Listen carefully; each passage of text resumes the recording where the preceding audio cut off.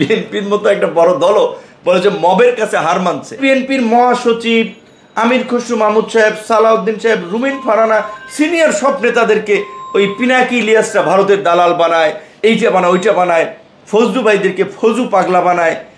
মানে এটা নিয়ে বিএনপি ডিফেন্স করতে পারতেছে না। এই যে বিএনপির নেতাদের যে ক্যারেক্টার অ্যাসাসিনেশন করতেছে, সম্মিলিতভাবে কিন্তু বিএনপি এটা প্রতিরোধ করতে পারছে। এটা বিএনপির কিন্তু রাজনীতির এবং সাইবারের একটা অন্যতম দুর্বলতা। গোলাম মাওলা রনি ভাইয়ের বক্তব্য সবাই পছন্দ করতো না, টকশোতে কথাবার্তা বলে। দেখেন এখন ইলিয়াস হোসেন একটা কাটকট ভিডিও টিডিও বানাইছে, এখন রনি ভাই খারাপ হয়ে গেছে।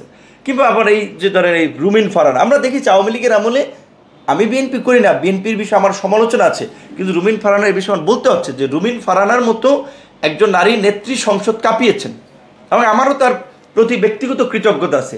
আমার মার খাওয়া নিয়ে সে সংসদে কথা বলেছেন যে কেন ভিপিনুর মার্কা, সেটা সমগ্র জাতি ইন্টারন্যাশনাল দেখেছে।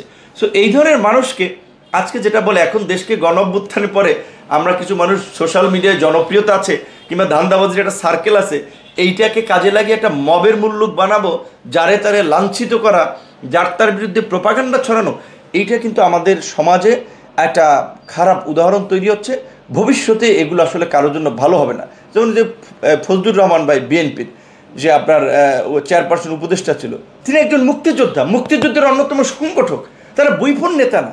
তিনি যদি গণ অভ্যুত্থানের বিষয়ে একটা মানুষ, যেমন আমি কথা বলছি, যদিও সরি আমি একটু লং করে ফেললাম আপনার একটা প্রশ্নের বিপরীত আসলে, কারণ আমি অনেকগুলো মিডিয়ায় এড়িয়ে গেছি কথা বলি, এখানে আরও একটু বেশি কথা বলে ফেললাম।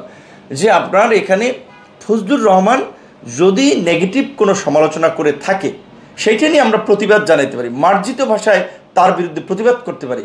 কিন্তু একজন মুক্তিযোদ্ধা, সে একজন সংগঠক এবং এই ফ্যাসিবাদ বিরোধী লড়াইয়ের একজন লড়াকু যোদ্ধা। কারণ বিএনপির এই সময় রাষ্ট্রপতি আব্দুল হামিদ সাহেবের কারণে তিনি আমার কাছে একদিন এই কোর্টে গিয়েছি, কান্নার সুরে বলেছেন যে এই আপনার প্রায় 8-10 বছর এলাকায় যেতে পারে না, একটা মানুষ এলাকায় যেতে পারে না। এই যে এবং ওই হাসিনার আমলেও রাষ্ট্রপতি আব্দুল হামিদকে বলেছে যে, কারণ উনি তো একটু ডার্ক সাইডের ছাত্র নেতা ছিলেন, সেখান থেকে জাতীয় নেতা হয়েছেন, সেই মানুষের বাসার নিচে যাইয়া যদি তার নাতির বয়সী, ছেলের বয়সী 2-4টা লোকজন, তার ছেলেরা যে গালাগালি করে, এটাকে একটা দেশের শোভন কালচার, এটাকে আমরা সমর্থন করতে পারি?